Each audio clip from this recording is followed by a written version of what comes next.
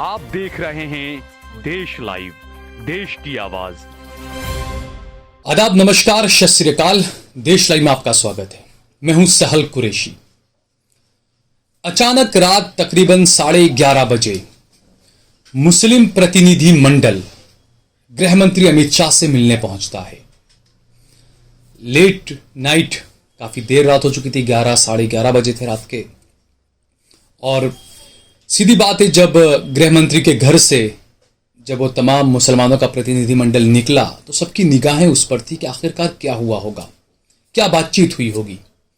तो सबसे पहले तो खबर यही है कि एक मुस्लिम प्रतिनिधि मंडल ने, मुसलमानों के एक प्रतिनिधि मंडल ने गृह मंत्री अमित शाह से मुलाकात की, क्योंकि मौजूदा दिनों देश का जो हालात जो हो रहे हैं, जिस तरीके से बिहार में हिंसा हुई, बंगाल में हिंसा हुई, गुजरात के वडोदरा में हिंसा हुई, और इसके अलावा हेट स्पीच एक बड़ा मुद्दा है जो बीजेपी के नेताओं की तरफ से, दूसरे हिंदू संगठनों की तरफ से जिस तरीके से हेड स्पीच दी जाती है, सुप्रीम कोर्ट की लाल आंख किए जाने के बावजूद भी इन तमाम मुद्दों को लेकर मौलाना महमूद मदनी की अध्यक्षता में एक प्रतिनिधि मंडल ने गृह मंत्री अमित शाह से मुलाकात की है।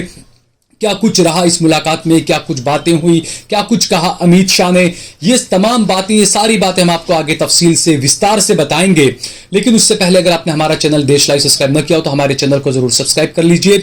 और इसके अलावा सोशल मीडिया पर, फेसबुक पर, ट्विटर पर और इंस्टाग्राम पर भी आप देश लाइव को, सहल कुरैशी को और सहल कुरैशी ऑफिशियल पेज को भी आप जरूर फॉलो कीजिए।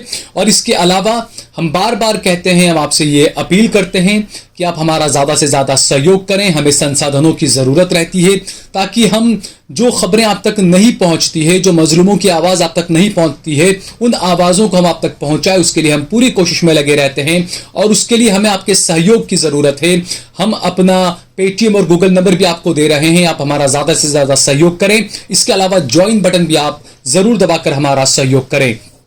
तो अब हम बात करते हैं, खबर जो हम बात कर रहे हैं कि गृह मंत्री अमित शाह से मुलाकात की है मुसलमानों के प्रतिनिधि मंडल ने, और कुछ नेताओं ने, कुछ मुस्लिम रहबरों ने यह भी कहा है कि जिस अमित शाह को हम भाषण देते हुए देखते थे और जिस अमित शाह से हमने मुलाकात की, ये दोनों अमित शाहों में काफी फर्क है, काफी अंतर है। ये खबरें कुछ मीडिया में आई है। हकीकत क्या है उसके बारे में हम अभी नहीं बता सकते, क्योंकि हमारी फिलहाल कोई बात नहीं हुई है। हम कोशिश करेंगे कि इस मामले में जो प्रतिनिधि मंडल था उसमें जो लोग शामिल थे उनमें से किसी से बात हो जाए, इसकी हम कोशिश करेंगे आगे। तो ये एक अच्छा कदम बताया जा रहा है कि जो बर्फ जमी हुई है, जो मोदी सरकार की, बीजेपी की सरकार के और मुसलमानों के बीच में जो बर्फ जमी हुई है, उस बर्फ को पिघालने का काम यहां पर चल रहा है, ऐसा लगता है। क्योंकि जो मीटिंग हुई है, जो मुलाकात हुई है मुस्लिम धर्मगुरुओं की, बुद्धिजीवियों की, इस प्रतिनिधि मंडल में जो जमीयत उलमा हिंद के अध्यक्ष हैं मौलाना महमूद मदनी साहब, वो उनकी अध्यक्षता में यह प्रतिनिधि मंडल गया। और साथ में उनके मौजूद थे नासे एजुकेशन ट्रस्ट के मौलाना Shabbir Nadvi, all India Muslim personal law board के सदस्य कमाल फारूकी, इस्लामी मामलों के जानकार अख्तरुल वासे, PA इनामदार, और इसके अलावा नियाज फारूकी साहब और कई अन्य लोग यहां पर शामिल थे जिन्होंने गृह मंत्री अमित शाह से मुलाकात की है। और जो मुद्दे यहां पर उठे वो सबसे अहम है कि आखिरकार जो मुस्लिम प्रतिनिधि मंडल ने बात की तो किन किन मुद्दों पर बात की गई है, किन किन मुद्दों पर बात हुई है। तो 14 मुद्दे बताए जा रहे हैं जिस पर बात हुई है। हम आपको विस्तार से बताते हैं वो 14 मुद्दे जिसे लेकर बातचीत की गई है। लेकिन उससे पहले मुलाकात के बाद महमूद मदनी साहब ने क्या कुछ कहा एक पत्रकार से बात करते हुए, वो आप सुनिए। हम लोग कुछ 1.5 घंटा थे साथ में और जितने भी करंट इश्यूज हैं उन सब के बारे में डिटेल में बात हुई है। अब बात की हद तक तो अच्छी बात हुई है। उन्होंने हमसे सब केसेस के बारे में डिटेल मांगी और ये कहा है कि जो भी कार्रवाई हो सकेगी वो 2-3 दिन में करवा करके हम इसको 3 दिन के अंदर हम करवाएंगे। और कुल मिलाकर के अच्छा कहा जा सकता है इस मुलाकात को बातचीत के लिहाज से। तो अल्लाह ताला खैर फरमाए। जो कुछ मुल्क भर में हुआ हमने देखा, मस्जिद मदरसों को लेकर इन तमाम मुद्दों पर भी क्या आपकी गृह मंत्री अमित शाह से बात हुई? बिल्कुल, सब लोगों ने अलग अलग अंदाज में अलग अलग इश्यूज को उठाया। इस पूरे डेलीगेशन में, बड़ा डेलीगेशन था और मुल्क भर से लोगों को बुलाया गया था इस डेलीगेशन में। तो सभी इश्यूज के ऊपर बात। कोई खास मुद्दा पीस एंड कम्युनल हार्मनी को लेकर आपने जी कहा हाँ, हो? सारी ही बातें हुई हैं जी हाँ। और कुछ अच्छा वक्त हुआ। मिल सके आपसे थोड़ा सा इंटरव्यू के लिए? आज छोड़ दीजिए, बहुत रात हो गई है, इंशाल्लाह फिर अगर आप 5-10 मिनट का वक्त थोड़ा सा दे मुश्किल दो। होगा फिर इंशाल्लाह। अब तो आपसे बात करेंगे। अच्छा, कोई डेलीगेशन आपने कुछ मेमोरेंडम वगैरह भी सौंपा है? जी हाँ, तो डिटेल बना के दिए सारे इश्यूज को लेकर के, कश्मीर के बारे में भी बात। कुछ इस तरह का एश्योरेंस मिला है? बस आखिरी सवाल हर आपसे चीज, करूंगा बिल्कुल। कि अब जो है आगे से इस तरह से ना हो सके, बिल्कुल, आने वाली अब 6 तारीख को भी ये उनका ये है कि जो भी है, जो मुजरिम है उसको हर हाल में सजा होनी चाहिए और बिल्कुल मुल्क के वातावरण को खराब करने की किसी को किसी कीमत पर इजाजत नहीं होनी चाहिए। इस तरह का उनका एटीट्यूड था। तो सुना आपने दोस्तों, महमूद मदनी साहब ने बताया कि कैसी बातचीत रही, बहुत अच्छी बातचीत रही, लेकिन सबसे अहम बात जो निकलकर सामने आई है वो ये है कि मौलाना महमूद मदनी साहब ने बताया कि मुसलमानों के जो प्रतिनिधिमंडल ने मुलाकात की है उन्होंने कुछ चिंताएं व्यक्त की है, कुछ अलग अलग कुछ मामले बताए हैं और उस पर गृह मंत्री अमित शाह ने कहा है कि 3 दिन के अंदर हम कार्रवाई करेंगे। अब ये कौन से मामले हैं? क्या ये हेड स्पीच का मामला है? क्या बिहार में जो जामिया अजीजिया पर दंगाइयों ने जो हमला किया, जला दिया, क्या वो मामला है? ये तमाम मुद्दे हेड स्पीच का मामला है। तो महमूद मदनी साहब ने बताया कि अमित शाह साहब ने खुद ने कई चीजें नोट की, कुछ चीजें देखी और सुनी और उसके बाद उन्होंने कहा कि जो कसूरवार है, जो गुनहगार है, उसके खिलाफ बिल्कुल कार्रवाई होनी चाहिए, कार्रवाई होगी। और ये यकीन दहानी कराई कि 3 दिन के अंदर कार्रवाई की जाएगी, अमित शाह ने कहा है। ये बात महमूद मदनी साहब ने खुद बताई है। तो वो 14 बिंदु कौन से हैं जिस पर बातचीत हुई वो हम आपको बताते हैं। जमीयत की कार्यकारिणी के सदस्य मौलाना नियाज फारूकी ने बताया कि अमित शाह से उनके आवास पर मंगलवार की रात मुलाकात हुई और इस दौरान सरकार एवं मुस्लिम समुदाय के बीच जो भ्रम और गतिरोध है उसको दूर करने को लेकर बातचीत हुई। इसके अलावा दूसरा जो मुद्दा था, रामनवमी के पर्व के दौरान देश के कुछ हिस्सों में हिंसा हुई, इस मुद्दे पर भी बातचीत की गई। संशोधित नागरिकता कानून जो CAA है उसके खिलाफ भी और उसको लेकर भी जो है वो बातचीत की गई। समान नागरिक संहिता कानून को लेकर भी बातचीत की गई। कर्नाटक में मुस्लिम रिजर्वेशन को जो खत्म किया गया इस मुद्दे पर भी बातचीत की गई। लेकिन खबर यह आ रही है कि अमित शाह ने फिलहाल रिजर्वेशन के मामले पर कुछ नहीं कहा है कि वो मुसलमानों को कर्नाटक में जो रिजर्वेशन मिलता है, जो आरक्षण मिलता है, वो जारी रहेगा या नहीं रहेगा, इस पर उन्होंने कुछ यकीन दहानी नहीं कराई है। इसके अलावा वक्फ संपत्तियों के संरक्षण का मामला भी मुस्लिम प्रतिनिधिमंडल ने गृह मंत्री अमित शाह के सामने उठाया है। इसके अलावा जो जम्मू कश्मीर की जो वर्तमान स्थिति है, क्योंकि ये इंतजार किया जा रहा है कि जल्दी जम्मू कश्मीर में चुनाव करा लिए जाएंगे, हो सकता है कि जो कर्नाटक वगैरह के जो चुनाव होंगे उसके साथ में शायद जम्मू कश्मीर में भी चुनाव करा लिए जाएं। इसीलिए आजम खान की, माफ कीजिएगा, गुलाम नबी आजाद की भी भाषा जो आजकल बदली हुई नजर आ रही है, एक बार फिर से नरेंद्र मोदी की तारीफ में कसीदे पढ़ रहे हैं वो, तो ये भी देखा जा रहा है। तो जम्मू कश्मीर के मुद्दे पर भी बातचीत की।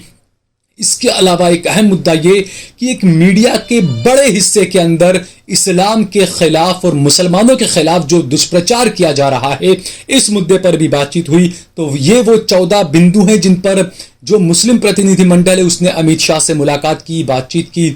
और इसके अलावा जो हेड स्पीच का मामला है इस मुद्दे पर भी बातचीत की गई, क्योंकि हमने देखा आए दिन जिस तरीके से जो हेड स्पीच दी जाती है उसे लेकर हमेशा हंगामा होता रहता है।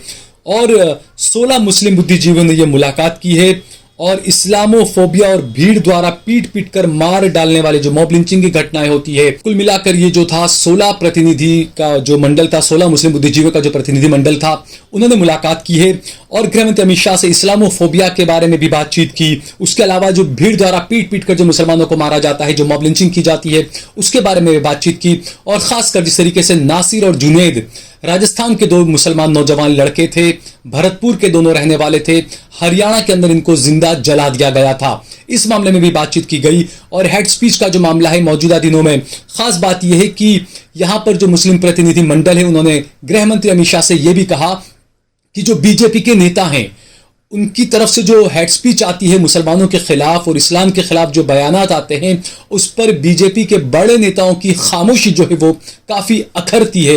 ये बात जो है वो गृह मंत्री अमित शाह के सामने रखी गई और इस पर भी उन्होंने कहा कि जो हेड स्पीच देने वाले जो लोग हैं उनके खिलाफ भी कार्रवाई की जाएगी।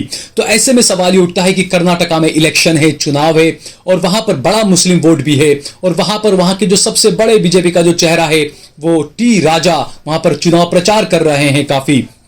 तो ये जो मुद्दे हैं, ऐसे जो बयान वो देते हैं, क्योंकि हैदराबाद से आते हैं, और जिस तरीके से पिछले दिनों उन्होंने मुसलमानों को लेकर जो बयानात दिए हैं, लगातार उनके बयान जारी हैं। और ऐसा नहीं कि सिर्फ उनके अकेले के बयान, साध्वी जो है प्रज्ञा बीजेपी की सांसद हैं भोपाल से, उनके बयान भी अक्सर हमने देखा कि मुसलमानों के बॉयकॉट वगैरह की जो भी बातें वो करती है। इसके अलावा कई हिंदू संगठनों के जो लोग हैं, जो काजल हिंदुस्तानी हैं, उनका भी कई भाषण ऐसे रहे, कई ऐसे हेड स्पीच के बयान आए दिन आते रहते हैं। इन तमाम मुद्दों को लेकर बातचीत की गई और गृह मंत्री अमित शाह ने यकीन दहानी कराई है कि 3 दिन के अंदर वो कुछ कार्रवाई कर सकते हैं, वो कुछ कार्रवाई करेंगे ऐसे मामलों में। अब सवाल ये उठता है कि जो मुसलमानों के दरमियान जो नफरत है, और मुसलमानों के साथ में, क्योंकि ये नफरत ऐसे ही पैदा नहीं हुई है, जिस तरीके से सरकार ने जो किया, सरकार ने जो कहा, सरकार की जो खामोशी, गृह मंत्री की खामोशी, प्रधानमंत्री की खामोशी, मुसलमानों की मौत पर खामोशी, मुसलमानों की हत्याओं पर खामोशी, इन तमाम मुद्दों को लेकर बातचीत की गई। अब देखना यह है कि आगे आखिर होता क्या है, क्योंकि एक डायलॉग शुरू हुआ, एक बातचीत शुरू हुई, लेकिन अब आगे क्या होगा, मुस्लिम रहबरान पर भी कई बार सवाल उठते हैं।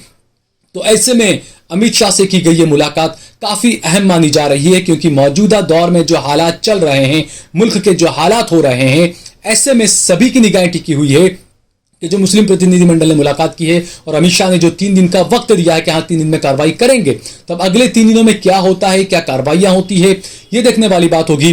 लेकिन ये अच्छी बात है कि कुछ दिनों से एक अच्छी खबरें कुछ आ रही है।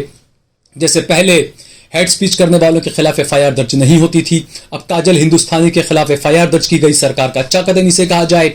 वडोदरा के अंदर वीएचपी के एक नेता की तरफ से भाषणबाजी की गई, हेड स्पीच दी गई, उसके खिलाफ भी एफआईआर दर्ज की गई।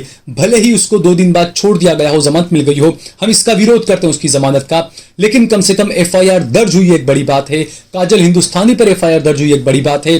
मौलाना कलीम सिद्दीकी साहब को कोर्ट से जमानत मिल गई, ये एक अच्छा न्यायपालिका की तरफ से मैसेज आया। तो आने वाले दिनों में हमें उम्मीद है कि हो सकता है कुछ और भी अच्छे फैसले लिए जा सकते हैं, हो सकते हैं कुछ अच्छी खबरें आने वाले दिनों में भी जो है वो मुसलमानों को और इंसानियत की जो पैरोकारी करने वाले लोग हैं उन्हें मिल सकते हैं, कुछ और अच्छी खबरें सुनने के लिए मिल सकती है। अगर ये वीडियो आपको पसंद आया हो तो इस पर कमेंट करें, इसे लाइक करें, इसे ज्यादा से ज्यादा शेयर करिए, और अगर आपने हमारा चैनल देश लाइव सब्सक्राइब न किया हो तो हमारे चैनल को जरूर सब्सक्राइब करिए।